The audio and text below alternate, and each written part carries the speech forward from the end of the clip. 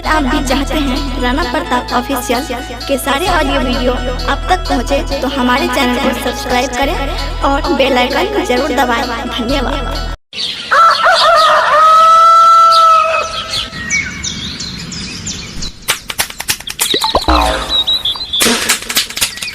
रे भाई ती भेलो रे बोले बोले एना उदात क्या बेतलती की बतइयो भाई, हमरा मने नहीं लागे छ।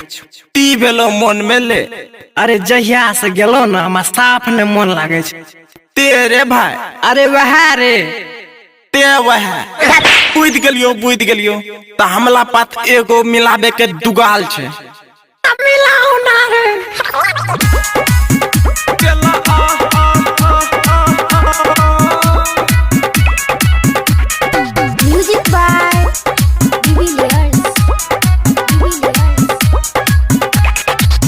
हाँ सुतल छी कि जागल के मलिया, अलियो हम तो हर गलिया। खिड़की सता के एक बेर बोलने तो मीठी बोलिया। तोरे खातिर बेचैन अलियो ठेला पर लेके केला।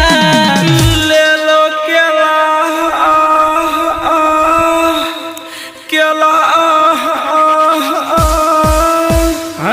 लाले के छौरी बागनर केला।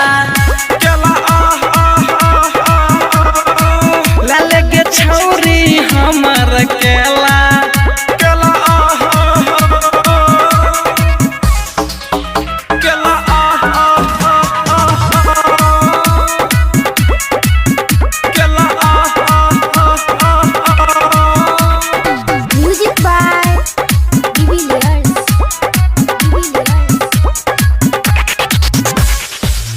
तोरा बिना भेलै हमर जियल मुश्किल गे। तोरा बिना भेलै हमर जियल मुश्किल गे।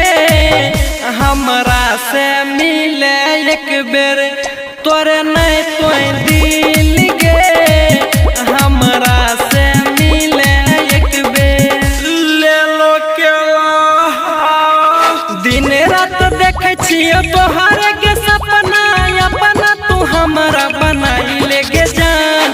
घरवा से बाहर निकल के मिले न त देबो हम परनवा गे जान।